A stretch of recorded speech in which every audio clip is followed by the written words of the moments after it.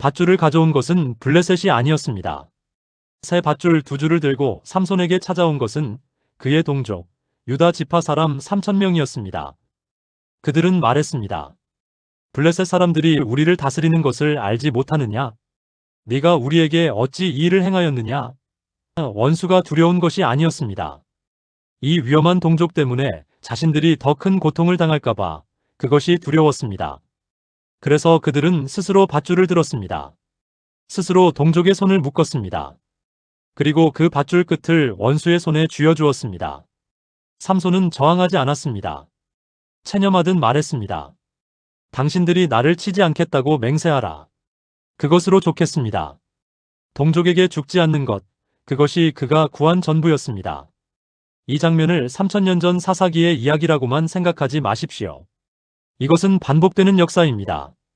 장소와 이름만 바뀌었을 뿐, 이 장면은 이 땅에서 수없이 되풀이되었습니다. 그리고 지금 이 순간에도 우리는 똑같은 선택의 기로에 서 있습니다. 일부, 종의 언어, 우리를 다스리는 것을 알지 못하느냐? 블레셋 사람들이 우리를 다스리는 것을 알지 못하느냐? 이 문장을 천천히 되씹어 보십시오. 이것은 분노가 아닙니다. 체념입니다. 굴복입니다. 더 무서운 것은 이 말을 하는 사람들이 그것을 당연하게 여기고 있다는 것입니다. 우리는 다스림을 받는 존재다. 그러니 너도 그것을 받아들여라. 이것이 종의 언어입니다. 몸이 종이 되기 전에 먼저 마음이 종이 됩니다. 족쇄가 채워지기 전에 먼저 영혼이 묶입니다. 그리고 이 종의 언어는 언제나 같은 논리를 앞세웁니다. 현실적으로 생각하라. 강한 자의 뜻을 거스르면 우리만 피해다. 지금은 때가 아니다. 우리가 뭘 할 수 있겠느냐? 이 말들이 낯설지 않으십니까? 이것은 3000년 전 유다 지파 사람들의 언어이기도 하지만 동시에 조선 500년을 관통한 사대부들의 언어이기도 합니다. 그리고 슬프게도 오늘 이 땅에서도 여전히 들리는 언어입니다. 2부, 조선의 유다 지파, 명나라 앞에 무릎 꿇은 자들. 때는 17세기 초 동아시아의 권력 판도가 뒤집히고 있었습니다. 만주 벌판에서 누르하치가 일어났습니다. 그의 아들 홍타이지는 1636년 국호를 청으로 선포하고 조선에 사신을 보냈습니다. 요구는 단순했습니다. 형제의 나라에서 신하의 나라로 관계를 바꾸자. 조선 조정은 발칵 뒤집혔습니다. 그러나 뒤집힌 이유가 문제였습니다. 어떻게 하면 청의 부상을 현실로 인정하고 조선의 백성을 전란에서 지킬 것인가, 그것을 논한 것이 아니었습니다. 논쟁은 다른 방향이었습니다. 감히 오랑캐가 천자의 예를 요구하느냐. 우리는 명나라의 신하다. 죽어도 오랑캐에게 무릎 꿇을 수 없다. 척화파의 말은 듣기에 장엄했습니다. 의리와 명분, 화의의 구분. 그 언어는 아름다웠습니다. 그러나 현실은 냉정했습니다. 명나라는 이미 기울고 있었습니다. 청나라는 이미 동아시아 최강의 군사력을 보유했습니다. 그리고 조선에는 그것을 막을 군대가 없었습니다. 결과는 역사가 증명합니다. 1636년 12월 청태종 홍타이지가 친히 12만 대군을 이끌고 압록강을 건넜습니다. 조선군은 변변한 저항도 못해보고 무너졌습니다. 인조는 남한산성으로 피신했습니다. 그러나 45일의 농성 끝에 더 이상 버틸 수 없었습니다. 1637년 1월 30일 삼전도의 강변. 조선의 왕이 청 황제 앞에 무릎을 꿇었습니다. 3번 절하고 9번 머리를 땅에 찢는 삼괴구고두의 굴욕적인 항복의식이 거행되었습니다. 이것이 병자호란의 결말이었습니다. 그런데 여기서 우리가 물어야 할 질문이 있습니다. 그 45일 동안 남한산성 안에서 왕이 떨고 있을 때 백성들은 어디에 있었습니까? 그들은 들판에 있었습니다. 한겨울 칼바람 속에서 청나라 군대에 끌려가거나 숨거나 굶거나 죽었습니다. 병자호란으로 청에 끌려간 조선인 포로의 수, 역사가들은 최소 50만에서 최대 60만으로 추산합니다. 50만의 사람들이 이국 땅에 팔려갔습니다. 그들의 이름을 기억하는 사람은 아무도 없습니다. 명나라의 의리를 지키다가 민초들이 지불한 값입니다. 3부, 황윤길과 김성일, 진실보다 당파가 먼저였던 나라. 시계를 반세기 뒤로 돌려봅시다. 1590년 임진왜란이 일어나기 2년 전입니다. 조선 조정은 일본의 동태를 살피기 위해 통신사를 파견했습니다. 정사는 황윤길, 부사는 김성일이었습니다. 이 두 사람은 일본에 가서 같은 것을 보았습니다. 도요토미 히데요시가 통일한 일본, 전국시대를 거쳐 날카롭게 벼려진 백만 대군, 그리고 대륙 침공의 야욕. 두 사람은 귀국하여 조정에 보고했습니다. 황윤길이 말했습니다. 반드시 병화가 있을 것입니다. 일본은 전쟁을 준비하고 있습니다. 김성일이 말했습니다. 그런 정황을 발견하지 못하였습니다. 황윤길이 인심을 동요시키고 있습니다. 이 두 사람의 차이는 무엇이었습니까? 눈이 달랐습니까? 다른 일본을 보고 왔습니까? 아닙니다. 당색이 달랐습니다. 황윤길은 서인, 김성일은 동인이었습니다. 두 사람이 본 일본의 현실은 같았습니다. 그러나 돌아와서 말한 것은 달랐습니다. 당파의 이익, 정치적 입장, 그것이 현실 인식을 뒤틀었습니다. 조정은 어떤 선택을 했습니까? 듣기 좋은 쪽을 택했습니다. 전쟁 준비를 하면 민심이 동요한다는 명분으로 경계를 늦추었습니다.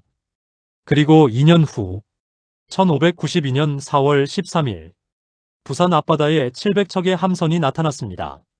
15만 8천 명의 왜군이 상륙했습니다. 조선은 준비되어 있지 않았습니다. 한양은 개전 20일 만에 함락되었습니다. 선조는 도성을 버리고 북으로 도망쳤습니다. 도성을 빠져나가는 왕의 행렬을 보며 백성들은 무엇을 했습니까? 백성들은 궁궐에 불을 질렀습니다. 자신들을 버리고 도망가는 왕에 대한 분노가 수백 년 조선 왕조의 상징을 잿더미로 만들었습니다. 임진왜란 7년 동안 사망하거나 납치된 조선인의 수, 역사가들은 100만 명 이상으로 추산합니다. 황윤길과 김성일이 당파 싸움을 할 때 그 밑에 있던 100만의 사람들은 그 값을 피와 생명으로 치렀습니다. 사부, 패턴, 역사는 왜 반복되는가? 여기서 우리는 멈춰서야 합니다. 그리고 물어야 합니다. 왜 이 패턴은 반복됩니까?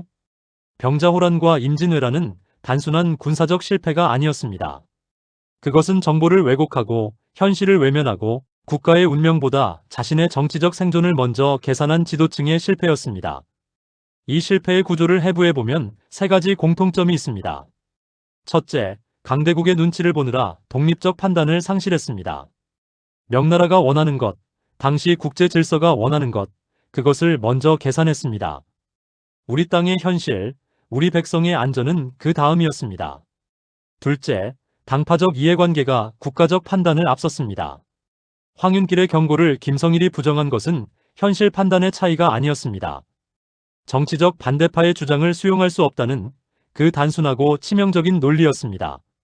셋째, 모든 희생은 결국 말없는 백성의 몫이었습니다. 결정을 내린 자들은 남한산성 안에 있었고 그 결정의 대가를 치른 것은 들판의 민초들이었습니다.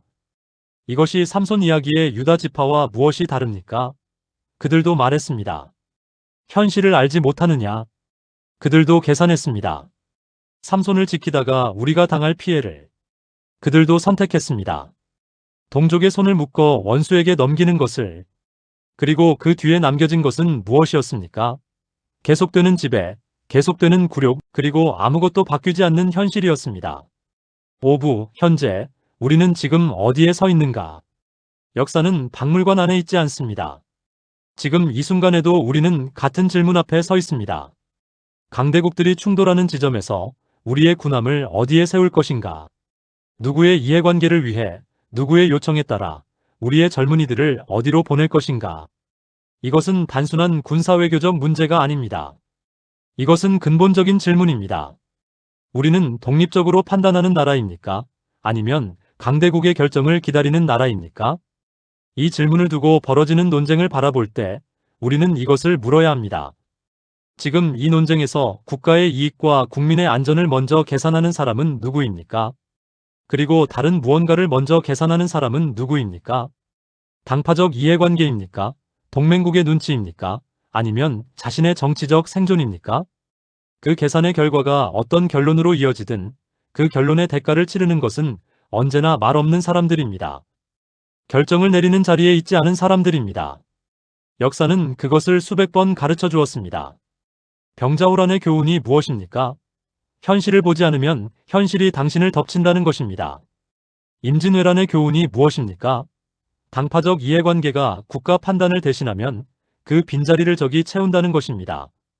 삼손 이야기의 교훈이 무엇입니까? 스스로 동족의 손을 묶는 자들은 결코 스스로 자유로워질 수 없다는 것입니다. 6부, 민초의 목소리, 이름 없는 자들의 역사. 역사는 언제나 결정을 내린 자들의 이름을 기억합니다. 인조, 황윤길, 김성일, 척화파, 주화파. 이름들이 남았습니다. 그러나 우리가 기억해야 할 것은 그 이름들이 아닙니다. 청나라 군대에 끌려가다 얼어붙은 압록강을 건너며 고향을 뒤돌아본 이름 없는 여인을 기억해야 합니다. 부산 앞바다에서 올라오는 왜군의 함성을 듣고 도망갈 곳조차 없어 그 자리에 주저앉은 이름 없는 농부를 기억해야 합니다. 왕이 도망친 텅 빈 도성에서 타오르는 경복궁을 바라보며 통곡하던 이름 없는 백성들을 기억해야 합니다. 역사의 무게는 언제나 그들이 지었습니다. 그러나 역사의 결정은 한 번도 그들이 내린 적이 없었습니다.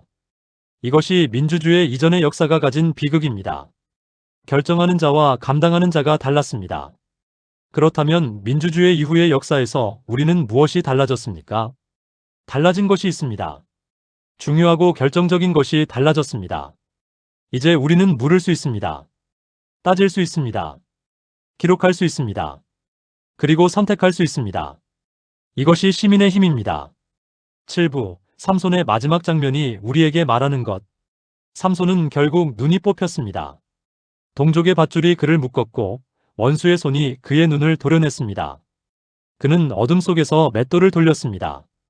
아무것도 남지 않은 것 같았습니다. 그러나 성경은 그 침묵의 시간에 대해 단 한 줄을 기록합니다. 그의 머리털이 밀린 후에 다시 자라기 시작하니라. 아무도 모르는 어둠 속에서 조용히 무언가가 다시 자라고 있었습니다. 이것이 역사의 교훈이기도 합니다. 지배당하고 묶이고 굴욕을 당한 민족이라 할지라도 그 어둠 속에서 무언가는 반드시 자랍니다. 기억이 자랍니다. 분노가 자랍니다. 그리고 마침내 깨달음이 자랍니다. 병자호란의 굴욕을 당한 조선은 그 후 어떻게 되었습니까? 그 치욕이 씨앗이 되어 북벌을 꿈꿨고 실학을 낳았고 현실을 직시하는 새로운 지식인들을 만들어냈습니다. 당장의 패배가 긴 역사에서 깨달음의 씨앗이 되었습니다. 임진왜란의 참화 속에서도 이순신이 있었습니다. 조정이 버린 바다를 혼자 지킨 사람이 있었습니다. 그리고 그 한 사람의 헌신이 결국 역사의 방향을 바꾸었습니다. 삼손도 마지막에 눈을 잃고 나서야 기도했습니다. 주 여호와여, 나를 기억하옵소서. 가장 낮은 자리에서 가장 무력한 순간에 그는 비로소 진짜 힘이 어디서 오는지를 알았습니다. 결론, 시민이 깨어 있다는 것. 역사는 반복됩니다. 그러나 반드시 같은 방식으로 반복되지는 않습니다. 우리가 역사를 배우는 이유는 어제의 유다 지파가 오늘의 우리가 되지 않기 위해서입니다. 명분 아래 현실을 외면했던 척화파가 오늘의 우리가 되지 않기 위해서입니다. 당파적 이해관계 때문에 국가의 미래를 잘못 읽었던 그들이 오늘의 우리가 되지 않기 위해서입니다. 우리가 스스로에게 물어야 할 것은 이것입니다. 지금 이 순간 국가의 중요한 결정들이 내려질 때 그 결정의 기준은 무엇입니까? 강대국의 요청입니까? 동맹의 압력입니까? 당파의 이익입니까? 아니면 이 땅 위에 살아가는 사람들의 안전과 미래입니까? 그리고 그 결정에 우리는 어떻게 반응합니까? 유다 지파처럼 그게 현실이니 어쩔 수 없다고 밧줄을 들고 오는 사람이 됩니까? 아니면 그 결정을 묻고 따지고 기록하는 시민이 됩니까? 민주주의는 선거날 한 번 투표하는 것이 아닙니다. 민주주의는 매일의 선택입니다. 무엇을 보는가, 무엇을 말하는가, 무엇을 기억하는가, 그리고 무엇을 요구하는가. 삼손을 묶은 것은 블레셋의 밧줄이 아니었습니다. 삼손을 무너뜨린 첫 번째 밧줄은 동족이 들고 온 것이었습니다. 그러나 그 어둠 속에서 머리카락은 자라고 있었습니다. 우리의 깨어있음이 그 머리카락입니다.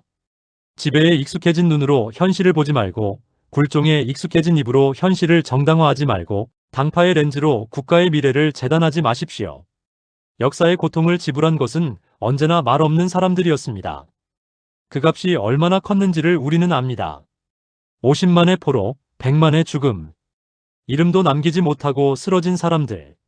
그들이 우리에게 남긴 유산이 있다면 그것은 이것입니다. 다시는 그렇게 되지 마라.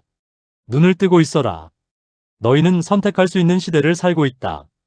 삼손의 머리카락이 어둠 속에서 자라났듯이 시민의 깨어있음도 그렇게 자랍니다. 보이지 않는 곳에서 소리 없이, 그러나 반드시, 그리고 마침내 기둥을 흔드는 힘이 됩니다. 윤어게인을 외치는 것도 모자라 40척이 넘는 우리의 상선이 볼모로 잡혀있는 호르무즈 해협의 군함을 파병하라는 이들이 있습니다. 100명이 넘는 그들의 안전과 삶은 관심밖입니다. 오직 자신들의 부각, 정치적 생명에 목숨 건 사람들, 듣는 귀는 불행하지만 덕분에 냉철한 이성적 판단에 나를 가는 시간을 갖게 해주었으니 고맙습니다. 부끄럽지 않게 해주셔서 너무 감사합니다.